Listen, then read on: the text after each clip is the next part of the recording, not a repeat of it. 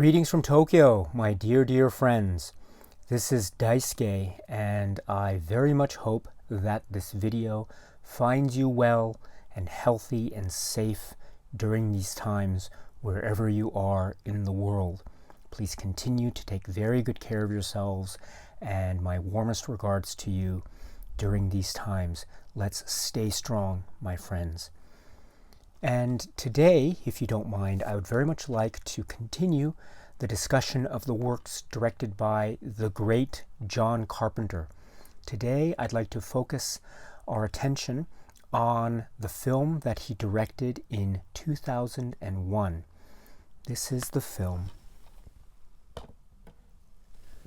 Ghosts of Mars.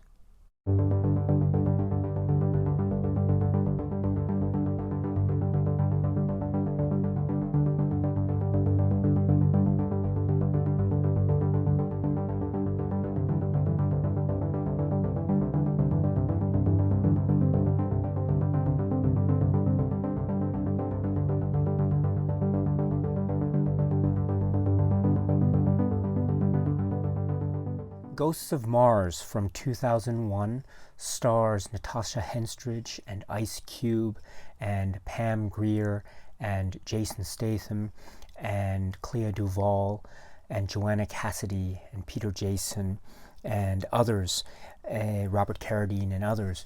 And it is directed by John Carpenter, of course, produced by Sandy King, director of photography Gary Kibbe, music by John Carpenter, with a script credited to Larry Sulkis and John Carpenter and others.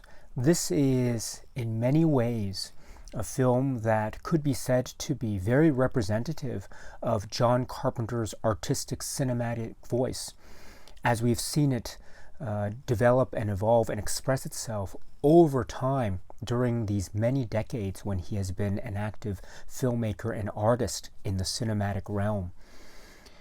You may recall that many of his past films might have seemed to be films that he might not necessarily had any direct contribution to in terms of the script per se.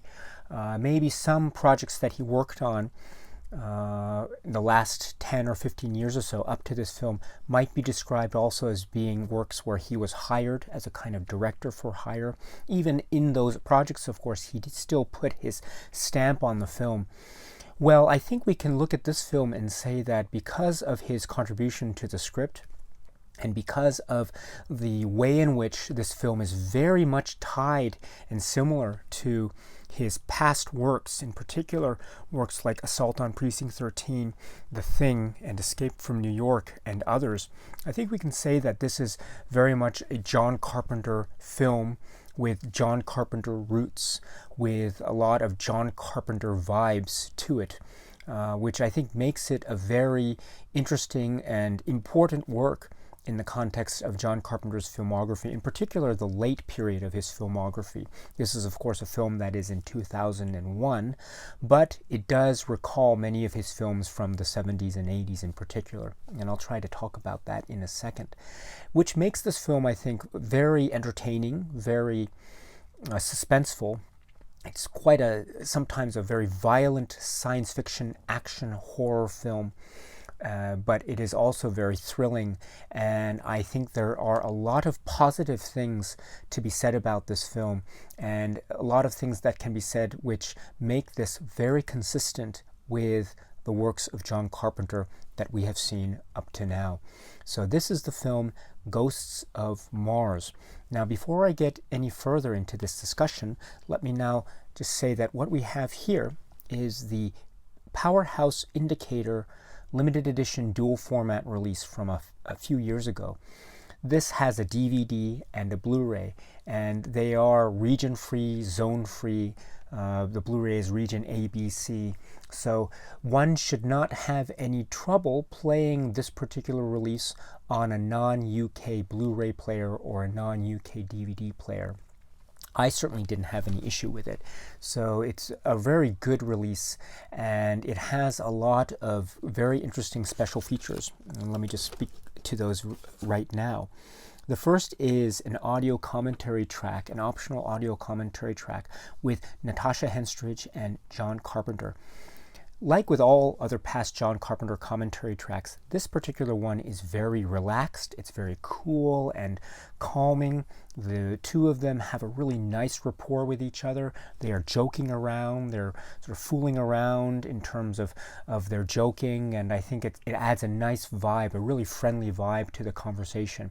There are moments when they're very honest about their working relationship. It was a very positive one for the most part, although it was under somewhat stressful conditions sometimes, and they're very honest about that. They're also giving great details about certain production details. One of the actors in the film happened to be also Natasha Henstridge's fiancé at the time, so that was interesting. Also, Natasha Henstridge and the story behind how she ended up in the role is also very interesting. As some of you may know, she was a kind of last-minute replacement, and she had very little time to prepare relative to the other actors anyway. And I think she pulls off an amazing job as the lead here, or one of the leads anyway. And so she has a really great force and gravitas to her, which also portrays a kind of sensitivity and also a real urgency, and also not necessarily knowing exactly what to do all the time. And so the character that she creates, the character being Melanie Ballard, is a character that is very much a John Carpenter character, and a really great hero, a hero that is not entirely without flaws, but with that it makes her a really fascinating character study, and as portrayed by Natasha Henstridge, a really wonderful action star. They also talk about the other stars in the film, Pam Grier. They talk about Jason Statham. They talk about Ice Cube and the action sequences that were involved there. Of course, Jason Statham, and there's a particular moment where he has an on-screen kiss. And I think Natasha Henstridge and John Carpenter describe Jason Statham's on-screen kiss as being his first on-screen kiss in a film. And I admit I'm not wholly familiar or wholly expert in the filmography of Jason Statham. I think he's a really great actor, and he's really, really good in this film as well. But I didn't realize until I heard the commentary that this was indeed his first on-screen kiss. So that's a very interesting bit of trivia. They also talk about Pam Grier and working with her. And I mentioned Ice Cube. He plays Desolation Williams, and another very memorable John Carpenter-esque character, very reminiscent of Assault on Precinct 13, and in particular Napoleon Wilson, as well as Lieutenant Ethan Bishop in that film as well. But what's so great about the commentary also is that they are, the two of them, as I say, are very honest, and they also are talking in very friendly terms, and yet they give a lot of detail, and they are not afraid to poke fun at themselves and be modest about themselves, which I also find very, very refreshing. And it just shows again the nature of John Carpenter's working environment. A lot of people up to now in the commentaries and in the supplements have mentioned how John Carpenter makes the atmosphere really great for actors and crew. And you can really get this vibe from all the commentary tracks, including this particular one. So this is highly recommended. So this is the commentary track with Natasha Henstridge and John Carpenter. And then we have the next supplement being a 6-minute supplement called Scoring Ghosts of Mars, Recording Sessions. And so this is an interesting, a slightly older supplement, and it's really just a videotaped footage of a particular recording session with John Carpenter and the musicians that he worked with. So he worked with a number of musicians who performed on the score. It's a very heavy metal rock type of score with a little bit of synthesizer in there, but it's a really pulsing or pulse pounding score driven a lot by electric guitars. And there are members of Anthrax actually performed on the score. And so we see some of the recording session, or one of the recording sessions, and maybe a little bit of a jam or a little bit of brainstorming with respect to a particular piece of music accompanying a certain scene of the film. And so this is really fascinating. And once again, the music score is credited to John Carpenter. And he really has such a unique take on film scoring. You didn't need me to tell you this, because if you've been watching these videos on YouTube up to now, you are already a John Carpenter fan, I would assume, and you already know, therefore, that the music is a really integral part of any John Carpenter film. Well, here we have a great example of yet another way that John Carpenter seems to almost diverge in a different direction, yet still maintain a John Carpenter vibe. This film has a really heavy rock theme to it, or rock sense to it, perhaps more so than any of the other films that he scored. And yet it still has that wonderful sense of collectiveness, or sense of organized chaos, which I think is so appropriate for the particular subject matter that we are seeing, especially when all the chaos unfurls before our very eyes with everything that's going on, and the action set pieces, etc. So the music is really apropos, and to get a sense of John Carpenter's working relationship with his musicians in this particular supplement is really great. So this is the supplement called Scoring Ghosts of Mars. It's about 6 minutes. And then next we have a special effects deconstruction, which is also about 6 minutes. And this shows a number of storyboards for certain special effects sequences. It also shows some footage of the train sequence, because there are a number of shots in the film starting from the very beginning with a train. And a number of those sequences, well, the sequences are involving models, and so we see how the model work was used for this film. Again, 6 minute supplement here. And then the fourth supplement is called Red Desert Nights. It's about 16 minutes, and this is titled or subtitled The Making of Ghosts of Mars. This is another videotaped behind the scenes edited little featurette. It doesn't have any on-screen interviews or anything like that. It's just on-set shooting, the people shooting the film. And so we see John Carpenter at work, we see the actors at work, and we see certain film scenes being prepared for, etc. John Carpenter working with the cast and rehearsal. We see a lot of them filming really heavy stunt work action sequences. We see Jeff Imada, who plays a very critical role in the crew here, and the like. And so it's really great to see this unfold in this behind the scenes footage way. So this is called Red Desert Nights, again about 16 minutes. And then we have a theatrical trailer, which is about 2 minutes, which is really good.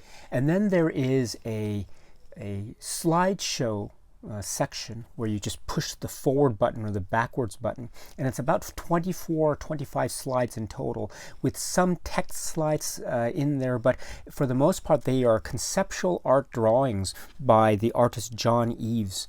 And you can see some of the drawings. You can actually see some of the examples of the drawings here in the booklet, which is part of this particular limited edition that I have. On the front and the back here, but also inside there as an example. So these are the John Eves conceptual art drawings in a slideshow format. Again, very, really interesting, because some of the designs are very, very good, very artistically rendered, and quite evocative. And it's worth taking a look in terms of the design work. And then we have an interview. And this is an interview from 1994, and this is recorded in London. And this is the Guardian interview with Nigel Floyd, Part 2. Now, Part 1, as you may recall, was included as a supplement to the Powerhouse Indicator release of Vampires. Well, we have Part 2 of that interview and also Q&A session with a live audience. John Carpenter is being interviewed on a stage in front of a live audience, and he's talking about his career from about 1984, around Starman, to 1994, at that time when he was recording that particular interview. And at the time he had just finished making he had just shown the film of In the Mouth of Madness, and so that's a very it's a very good, again, a comprehensive discussion of his career, kind of up through that point in time. And then after that, there's a Q&A session with the audience, and so the audience is there and talking about his films and asking him questions, and he in the midst of it, he talks about his love of helicopters, and he also talks about working with Hollywood executives, and his independent spirit on the one hand, and also trying to work with Hollywood in some of his films on the other. And there's a certain tension there, and there are good things and bad things that he talks about, among other things that he brings up in this particular interview. And so it's really worth it. Again, the first part is on the Vampires Indicator release. The second part is on this Ghost of Mars release. It doesn't go into anything about Ghosts of Mars, of course, because it was recorded prior to the making of Ghosts of Mars. But still, it is great to see John Carpenter talk about his work. It's great to see him interact with audience members, and it's a really wonderful example of, again, John Carpenter's interview style. It's really great. Okay, so that is the Powerhouse Indicator release, but let me just also mention that there's this booklet here, which is really wonderful. First, it has this essay by Nick Pinkerton from 2017, which is starting right here, John Carpenter's Ghosts of Mars. And this is really comprehensive and good because, as some of you may know, when this film was initially released, I think it had a pretty mixed to maybe negative critical reception.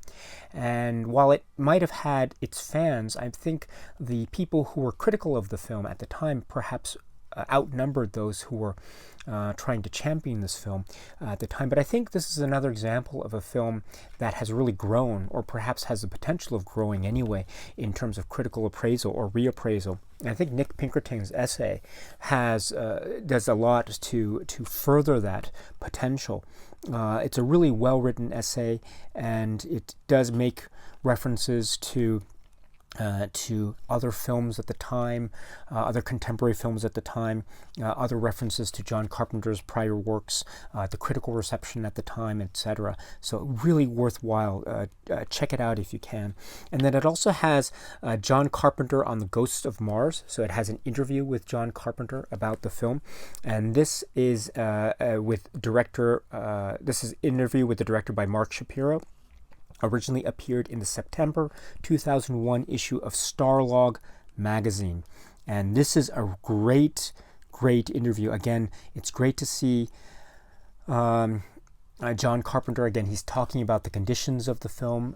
It was shot in New Mexico, and so he's talking about certain conditions of that. He's also talking about how this film, where it fits into his particular career and how it affected his filmmaking, etc. And he's very honest about that as well, because as we know, this was the last feature film he did for a number of years before he made a number of things. Of course, he was involved in the Masters of Horror, which I'll talk about in a future video, and he also made another feature film. But until then, I mean, this was, in terms of a feature film that was released in theaters, this was it for the longest time. And so he's also very frank about that kind of situation and how he felt about making this, and how he felt about the sort of the filmmaking machine at the time. Still, he has a lot of great things about the actual production itself, and working with the particular crew and actors that were involved with this film. So again, if you can get a hold of this particular release with the booklet, I strongly suggest that you do if you are able to. So once again, this is the booklet for the Powerhouse Indicator release here. Okay, my friends, so with that, I'd like to say that I will now talk about this film in some detail. So if you have not seen this film yet, please turn off this video, and you can always come back to this video after you've seen the film, because this video will still be here. Please note that it is a pretty intense sci-fi horror-ish film, and so if you are a bit squeamish about watching those sorts of things, that sort of film, then of course there's no need for you to have to see this film. if it's a film that is not necessarily your cup of tea. But if you are okay with that kind of content in a film, and if you are a fan of John Carpenter but have not yet seen this particular film, Ghosts of Mars, then I strongly recommend you check it out, because it does have a lot of good things about it, which I will try to address in the next part of this video. So if you haven't seen the film, please turn off this video, and you can always come back at any time, at which point it would be my pleasure, as always, to hear your thoughts on this film, Ghosts of Mars. Okay, my friends, so you're back. And so, as I say, this film has received a mixed to negative critical appraisal upon its initial release, and perhaps that might be affecting the way in which a number of people, even now, view this film or perceive this film. But I would just like to suggest that this is a very, very entertaining John Carpenter work. This is incredibly entertaining. There's a lot of suspense, there's a lot of thrills, and there is a great ease of entry to the world, and also a great way that the action is shot. I think it's very easy to understand and easy to get what all the elements are. And believe me, there are a lot of elements, perhaps seemingly very disparate elements, coming together in a way that is still very coherent and very clear. And so I would really urge that this film receive a critical reappraisal in the coming years, because it really is a very entertaining work. Is it the best John Carpenter film that he has ever done? No, I'm not sure. It could be arguable that there are other John Carpenter works that are better than this film, but it is still a great entertainment from the mind of John Carpenter and the John Carpenter crew. So with that, I think it is it is also a work that fits in very well into the universe of John Carpenter, in the sense that it is dealing with cinematic traditions of the past. And we've seen John Carpenter work in his films with past cinematic traditions. We've seen him work with film noir, we've seen him work with westerns, we've seen him work with horror films, that sort of sci-fi remake, 1950s, almost pulp fiction type of genre cinema. Here we have him working with past cinematic traditions yet again. We have, of course, I think the Western, and the Western element is coming in terms of an outpost type of city, this sort of place in the middle of nowhere, which is almost like the Old West, except it is Mars, or the sort of the colonized terrain of Mars. And we also have an outpost type of place, a shanty town type of place, which can also be a stand-in, if you will, for that similar type of town that we see in westerns from the early days of classical Hollywood cinema onwards. And so, and here it is kind of updated for 2001 film and a 2001 audience. So it is a Western. It's a Western set in space, or to be more specific, it's a Western set on the surface of Mars. So, but it's still a Western film, because we have protagonists and antagonists. We have heroes and villains. We have cops and robbers. We have like police marshal types, and we have criminals, and they have to come together to fight a greater evil. And so this is a reworking of the Western genre, but in the context of a science fiction film. In the past, even in the immediate past, we saw, for instance, in Vampires, John Carpenter make a type of Western film that was a half Western, half horror film. Here it's like he's making a half Western, half science fiction film, which with shades of horror, but still a kind of science fiction action Western film, with direct references, I would say, to many films, but in particular Howard Hawks and Rio Bravo, and even El Dorado and Rio Lobo. And I would say that this is really key because, and I'll get to this later in the discussion of John Carpenter's other works, but the connection to Howard Hawks is quite important. For a number of reasons, but one of the reasons that I'll bring up now is, there's a scene in particular where we have one of the characters trying to cut open a particular item and trying to impress a woman there, and he's a little bit high on some kind of substance, a chemical substance, and instead of being able to cut open the item cleanly, he ends up cutting off his thumb, which is played for laughs in the film. It's a pretty gross, kind of outlandish moment, and there's a lot of blood and everything like that, but according to the commentary, John Carpenter said that this was actually inspired by Howard Hawks' film, and so he's taking these moments and he is relying on the grammar of Howard Hawks' film, and he's sort of updating it or twisting it a little bit.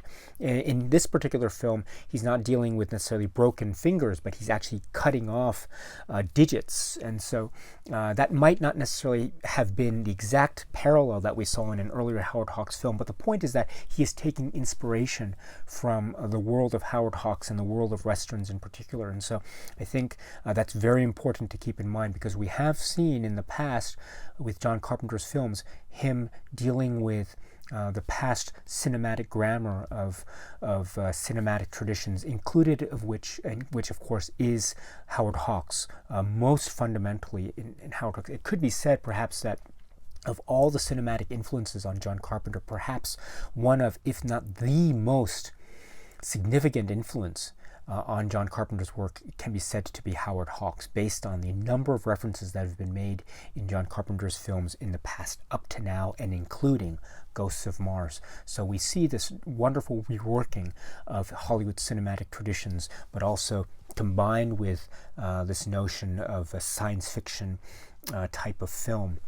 And while we're on the topic of reworking John Carpenter's past films as well, I think we should also mention that this film has, of course, direct links to John Carpenter's past films, like Assault on Precinct 13, I think is the most obvious one. And I think it's so strong that some people would suggest that Ghosts of Mars is, in a sense, almost like a remake of Assault on Precinct 13. I wouldn't go that far. I wouldn't call it a direct remake necessarily, but it does borrow very heavily from the earlier film. As I say, we have the parallel of the police officer and the criminal, the prisoner, and we have in terms of Lieutenant Bishop and Napoleon Wilson in the earlier film, and here we have Melanie Ballard, and also by extension that whole crew with Pam Grier and Jason Statham and Clea Duvall and others. And then we have the criminal element represented by Desolation Williams. And Desolation Williams is, of course, I think a parallel to Napoleon in the Assault on Precinct 13 film. And there's a certain background to his character. He is an anti-hero, but he is also against the societal mores because society has not treated him in a fair way. At least that's basically his backstory, and that gives him the element and the characteristic of being a roguish type, but also a type that is perhaps heavily misunderstood by society, but also a character that also can take care of himself. And we see Ice Cube's Desolation Williams really take charge and take care of the situation when the situation calls for it. He doesn't take care of it wholly and fully, and he doesn't become the leader of the pack. That sort of falls also on the shoulders of Natasha Henstridge's character, of course, but I think he holds his own very well, and we see echoes of characters like Napoleon Wilson from Assault on Precinct 13, I think, very heavily. But of course, I think we can also say that we see echoes of other anti-heroes or hero anti-heroes in past John Carpenter films. I think we see a little bit of Nada in terms of the way in which he is almost a loner, or not necessarily a loner, I would say, but they both have a sense of being on the fringes of society, let me put it that way, perhaps due to no fault of their own, but due to sort of societal pressures and their lot in life. Also, we see echoes of the great Snake Plissken, as well as a kind of anti-hero, or someone who is going against the fringes because of the way he has been treated by society. And so there is a great sense of interplay and a relationship, especially with Melanie Ballard, the Natasha Henstridge character. And so I love that interplay, and there's a lack of trust, but also there is a trust element at the same time. So that is very reminiscent of Snake and his lack of trust relationships with all the characters that were in the films that he appeared in, Escape from New York and also Escape from LA. So there is all this stuff going on here which echoes back to other films. I would say also that the other strong echo that we see, or at least I see in this particular film, is actually with the film The Thing.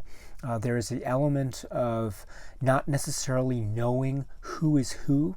While it's not as pronounced as something like The Thing, or even something like Prince of Darkness perhaps, there is still this element in the plot about the spirits of this particular planet infecting human hosts.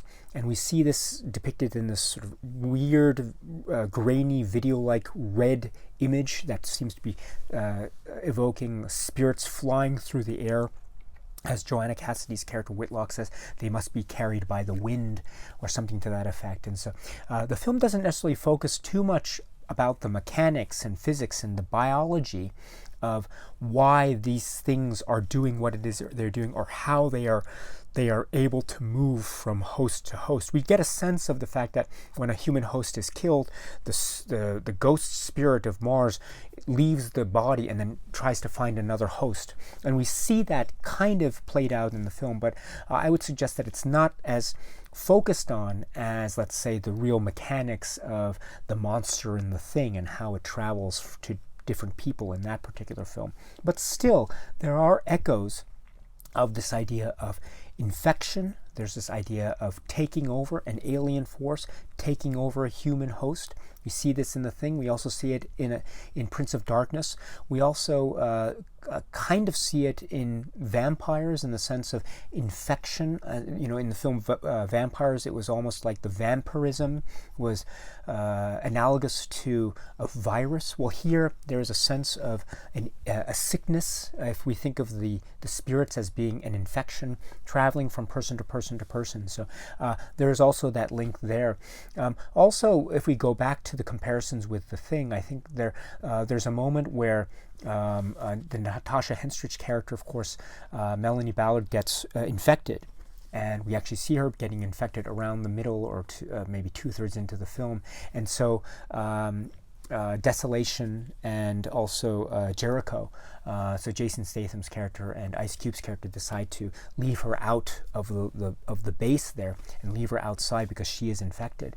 And we see the moment where she has been given a little bit of the chemical substance that's what in her little amulet there, and that we understand helps her to fend off the particular invading spirit that is trying to take over her body.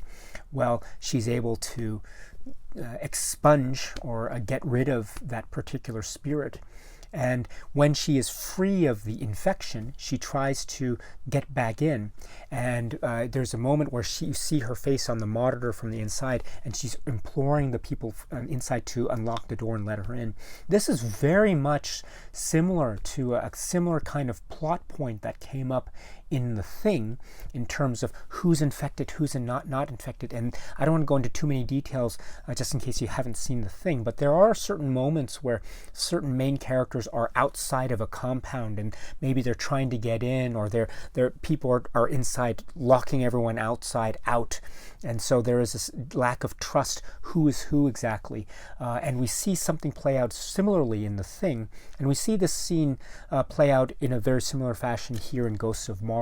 And it also goes into more generally this idea of who can you trust. That whole idea of who can you trust isn't really played out to the extent of the intense levels of paranoia that we saw in The Thing, but still that element is I would say still present. I would say also that there's a really nice touch If you remember, the Pam Grier character early in the film, before her character is killed, she's outside sort of surveying the area, and she hears a noise and she turns and she has her weapon, and then she gives her wonderful line. She says, "Who goes there?"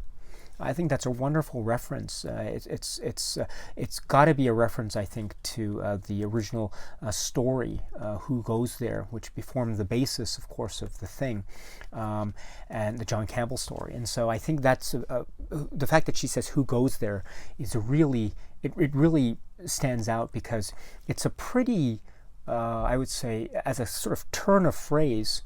In this particular type of film, it seems almost out of place in terms of the type of English that I think these characters would tend to use based off of what we see in the film thus far. But so it must be, as I would have to reasonably guess, therefore, that this must be a purposeful reference made by John Carpenter and Larry Sokas to refer back to the original source material that ended up being the basis for The Thing. So Who Goes There, I think, is a really wonderful touch, and it just, again, reminds us also of the links made not only to Assault on Precinct 13, not only to films like The Fog or Prince of Darkness or Escape from New York or Escape from LA, etc., but also to The Thing. I think that's very important to keep in mind. And we should also say that we mentioned the characters here, but I think there's a really good set of characters that are pretty flawed, but it's not to the detriment of the film that we see the flaws in their character, but they're really trying to deal with the situation and try to work out how best to defeat this particular menace. So let me say that I mentioned Desolation Williams, the Ice Cube character, but let me mention him again. He, of course, is a character that is a criminal, and he is in custody. But he and other people in this particular place are deputized in order to combine everyone's strength in order to combat this evil which is out there. And so he becomes a kind of leader, or one of the leaders of the group.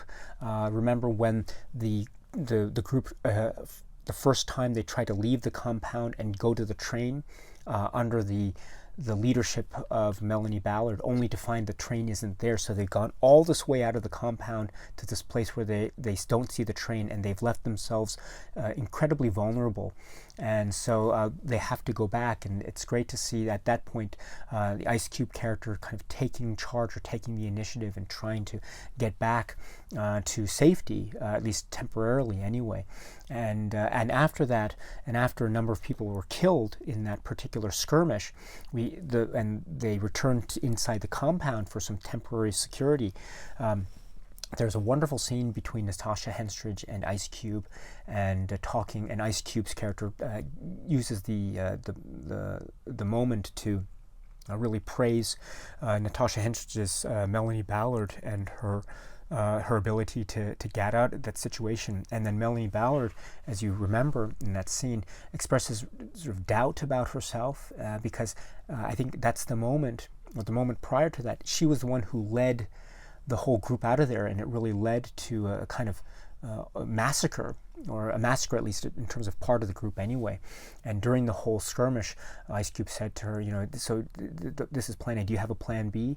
And they said, this is the plan B. And so in other words, she didn't have a plan B at the time, which really left them vulnerable. Of course, it probably wasn't her fault, because she couldn't have helped it if the train wasn't there when she didn't know it. But still, it could be said that particular skirmish was perhaps her responsibility. I think understandably so, but perhaps that was part of her responsibility, and I think she feels that weight of responsibility at that particular moment.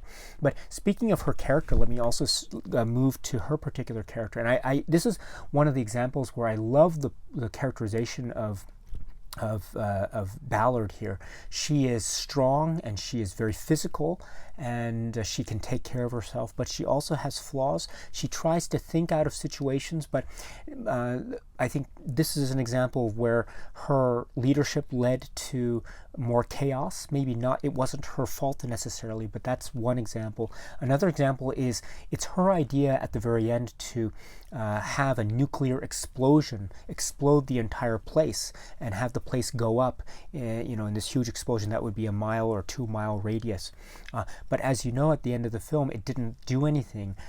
In fact, it could be said that perhaps because of the nuclear explosion, we're not exactly sure, but if there was a causal relationship, but regardless of the nuclear explosion actually happening and occurring and really going off, it still didn't stop the attack of the ghosts of Mars onto the to the main city, and so, which ends the film essentially. And so it could be said also that her plan really wasn't worthwhile because it ended up not stopping the menace, but in fact it could be said that perhaps it had something to do with furthering the menace as we see the film end. So those are examples, I think, of where her character, in terms of her thinking, probably didn't necessarily get it right, but I would still suggest that it was her initiative and she was really doing her best.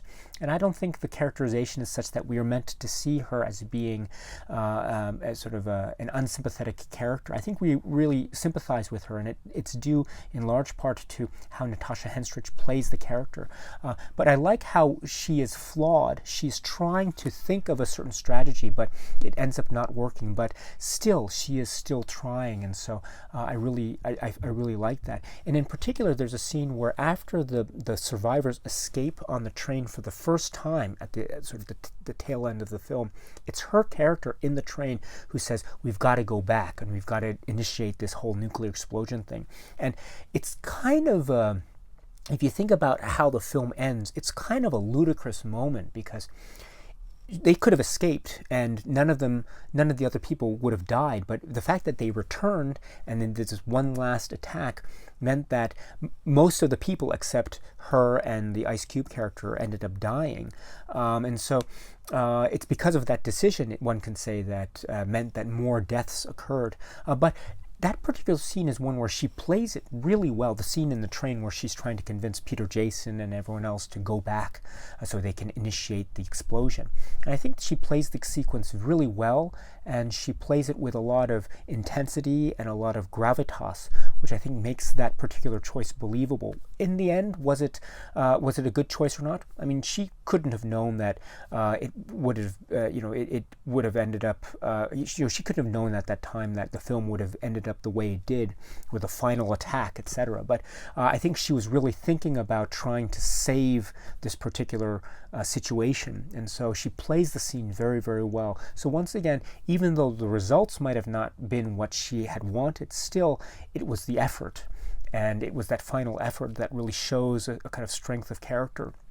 And the other characters, of course, went along with it at the cost of their lives, for most of them anyway. So I really like that aspect of her character, and I like the dynamic between the two of them, Ice Cube and Natasha Henstridge, Desolation and Melanie. I think they have a really good rapport, and it's shown at the very end of the film, the very last shot where the two of them, she's broken free or she's out of her room or her cell, I think, I'm not sure, and they walk off, and she gives a final she primes her gun, and then Ice Cube looks in the camera as they walk off in this one final long shot, and that's the end of the film, and the assumption being that they're going to go off and fight more of these ghosts of Mars. So I like that rapport, and I like that friendship, and again, it reminds us also of the duos, the buddy duos that we saw, and especially back in Assault on Precinct 13. Ethan Bishop and Napoleon Wilson. So it's nice to see this duo here again, and they have a really good chemistry with each other, and it's a nice rapport. So I really like that particular element. And we should also say that we see other great performances here. We see Pam Grier in a sort of a brief supporting but still very memorable role, and even all the way up to the end where we see her decapitated head stuck on the pole there, and we see a close-up, and I think it's actually it's a special effects shot, but it's actually her actual head on a board or something, according to the commentary track anyway. And so it closes in on her face, and we see back Jericho or Jason Statham's horror at the situation. But her performance in the film, I think, is really good. It gives a sense of leadership, and when she is gone from the picture, it really adds a sense of menace. So she really had a weight to her role, and when she's gone, her absence is felt very much. So I really appreciated her on-screen performance, even as brief as it might have been, relatively speaking. And then we also see the great Joanna Cassidy adding the backstory, and I think this is a pretty interesting backstory in terms of how the spirits were found, how they were broken free, etc.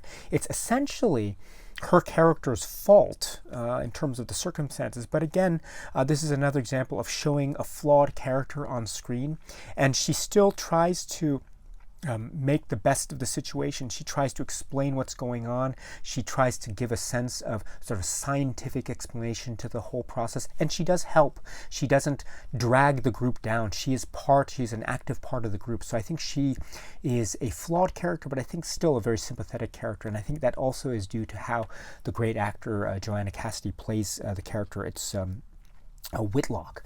And then we have the other characters, Clea Duvall, who's got a great turn, and she also has to endure a certain sense of physicality in her role, but I think she does a really fine job. And also Jason Statham does a really fine job too. Again, it's a role that has a certain sense of charisma, and it also has a different spin or a different take on that kind of Napoleon Wilson or Snake Plissken type of anti-hero role, but it's a really heroic role, and the way that he fills that role is really great, and also the way that the character dies, very shocking, very abrupt. It's really quite sad. And that's true for all of the deaths in this film. They come very quickly and very abruptly and without much time for mourning. So that adds a sense of urgency and suspense, and not necessarily knowing what is going to happen next. I think it adds a certain level of intensity, which I really appreciate. And now let's just go back really quickly to another one final point that I wanted to bring up, which is that I mentioned earlier that this film is very similar to past John Carpenter works: Assault on Precinct 13, Escape from New York, The Thing, They Live, Prince of Darkness, etc. But I think we are also getting here a real, maybe different direction that John Carpenter is taking with this film. We see it, I think, in two prime ways. First, recall that the structure of this film, narratively speaking, is that of a flashback. In other words, we see the Melanie Ballard character being interviewed or interrogated by this sort of government authority or tribunal. And it's through that interrogation that we see her flash back to the actual events of the story. So we actually see her at the beginning, if you recall, alone, handcuffed on the train, which is on autopilot. And then after that, she's interrogated, and from that interrogation, we get to the actual substance of the story, how she ended up at that outpost, and what happened with the Ghosts of Mars, etc., and how the crew died one by one, and what happened with Desolation Williams, etc. And so I think that is the flashback structure is something that we have seen in the past with some John Carpenter films. We saw it perhaps with films like In the Mouth of Madness. We saw it also with Memoirs of an Invisible Man. But to see it here, I think, is really striking because it does show a certain level of suspense. We know, therefore, we can assume that at the outset, the Natasha Henstridge character is the one that survives, which means that what happened to all the other characters? Are they all dead? Did they all die a certain gruesome death in the events of this film, etc.? What happened to the Ice Cube character, etc.? And because this film involves possession and spirits, who's to say that Natasha Henstridge's character is not herself possessed at the start of the film? So there are all these questions that arise, even though the flashback structure itself inherently suggests that she survived. So on the one hand, while people might look at that and say there isn't any suspense generated because we know that she survives, on the other hand, there is suspense generated because there are still open-ended questions that are left to the viewer to try to discern and try to solve as the film progresses. And so I think this flashback structure actually adds a certain level of suspense and intrigue to the proceedings, which is really quite fascinating. And also, not only do we have that flashback structure, but we have flashbacks within flashbacks. So the characters that are in flashback then flash back to their own particular predicaments. So, for example, the Joanna Cassidy character, Whitlock, she's depicted in flashback, and then her character in that flashback is talking further in flashback about how she found the mine and what happened and how she accidentally freed the spirits, etc., and her weather balloon and all that stuff. And so all this presentation of information, I think, is something that I think we've seen a little bit in past John Carpenter films, but I think not to this extent. So I can actually point to that as being a way that this film is also trying to forge a new direction in John Carpenter's filmmaking in terms of how he's trying to tell a story. And that element of a flashback, I should also mention before I move on, is it also has a similar vibe to a kind of film noir feeling. We've seen past film noirs in Hollywood, etc., where you have the main character talking in flashback, and then you have the proceedings of the film. Well, here we have a similar flashback structure. So this could also be John Carpenter working not only with the Western genre, not only with the sci-fi genre, not only with the horror genre, but also to a certain degree anyway with the film noir genre. But it's also in an interesting way also a way that he is trying to forge a different path or a new path in his cinema, even though the subject matter could be said arguably anyway to be stuff that he has explored in the past. So there is a certain freshness to that. Also, there's a certain freshness to the way that the scenes are edited, and there's a lot of fades even within the same sequence or scene. So characters are in a room and it fades, and then we see them maybe a few seconds later, a few frames later. We also see wipes, which is a very traditional editing trick. Wipes going not just from one side to the other, but also vertically, and so there's tricks like that which we didn't really see in a lot of other John Carpenter films. We did see a couple of examples of those wipes or irises. We saw an example of an iris edit, for example, in the film Big Trouble in Little China. But these wipes, I think, are really great because they, on the one hand, they are a traditional type of editing technique, but also they lend a certain freshness because, as I say, it's not necessarily a type of editing grammar that we see regularly in a John Carpenter film. To sort of see those employed here is really fascinating. Also, the fades into the same scene is also, I would say, quite almost impressionistic or even experimental in style. It's a very unusual technique, and to fade into the same scene and to have slightly different perspectives on the same scene and have those different perspectives connected through a fade edit. I think that is quite unique.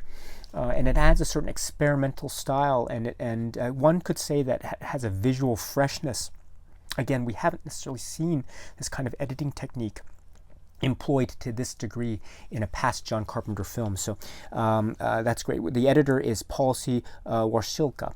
So this is, I would say, two examples of how, while the film might seem to be dealing with similar types of narrative subject matter that we've seen in past John Carpenter films, it is presenting it in a way that feels different, new, and fresh.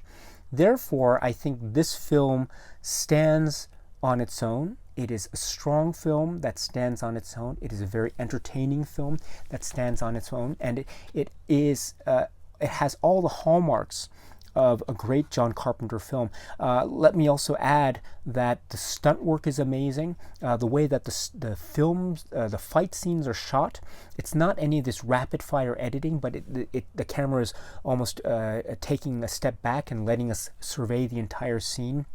So you have all these different stunt fights going on at once in one particular shot. It's very reminiscent of something like, let's say, the end of Escape from LA, or the end of Big Trouble in Little China, these huge grand set pieces and fights going on in every which way in every corner of the frame. But the stunt choreography and all the stunts, Jeff Imada and his crew, I think, are really wonderful, and those scenes are quite dangerous, and the pyrotechnics involved and all this are quite dangerous and very effective. And the same is true for the special effects, KMB and Greg Nicotero, and the special effects involved, not only in terms of the actual prosthetics, but also in terms of the graphics, the post-production graphics, in terms of there's a lot of beheading, there's a lot of all that sort of blood and gore, and so it's pretty grisly, and some of the makeup effects involving piercing and the alien design also is quite grisly, but it's very effective, and it's again another example of how well special effects are used, both in camera and also post-production wise. Again, another effective way of use of special effects in a John Carpenter film. And also we see a great villain or a great antagonist or force, these ghosts that are infecting these human hosts, and the human hosts essentially dismembering themselves, or really doing harm to themselves, disfiguring themselves, piercing themselves with bones or things of that nature. Very gross stuff, but it adds a really gross sense of menace, making the antagonist force here really quite powerful and dangerous, and a force to be reckoned with. And also I should say that Big Daddy Mars, the leader of this group, played by Richard Strone, is, I think, a really great villain. He doesn't have any spoken English dialogue per se, but he does speak in maybe a kind of tribal speak, and also there is a sense of his leadership, and he has those great screams and the look on his face. He's pictured here on the cover here, but his presence, he's a huge guy, and his presence is really overpowering and overbearing, and I think even though he doesn't have any English dialogue per se, I think his personification of this evil force, and as represented, he's representing a whole number of people who are infected. I think his personification of Big Daddy Mars, I think, is another great villain in a John Carpenter film, and yet another villain in the pantheon of great John Carpenter villains. And so it's great to see Big Daddy Mars given all the screen time that he is due, because when he's on screen, he's very scary and very menacing, and so to have that here is really wonderful. Yet another strong villain in a John Carpenter film. So this is, in essence, the film Ghosts of Mars, and so I would once again say that it is a film that is reworking stuff that we've seen from John Carpenter before, but there are instances where this film is trying to feel fresh and new, and I think it does succeed. It is a very entertaining work. It is shocking, it's surprising, and it has certain twists that I think give way to character development and certain exposition, which I think is quite marvelous. And it's a really entertaining story that has a nice drive and a clear sense of purpose and where it's trying to go. And it deals with characters that are not, and John Carpenter's not afraid to show them as being flawed or not necessarily perfect, which I also appreciate as well, because this is a world of people just trying their best. Even if their best is not necessarily correct, it's still it's their efforts that I think are being shown on screen in a way that is truly John Carpenter. You know, he is fighting for the everyman, or the every woman, or the every person, and we really get a sense of this here in Ghosts of Mars, very much so, which is why I think this is a great film, and one that is truly deserving to be in the place that it is with respect to the filmography of John Carpenter. This is the film Ghosts of Mars. Okay, my friends, so that's it for now. What do you think? Do you have any thoughts or comments about this film? If so, please feel free to leave them in the comment section below. As always, I would love to hear what it is you have to say. So until we meet again, my friends, please be happy and healthy and well, and please keep on watching a lot of great great movies. Thank you once again, and cheers.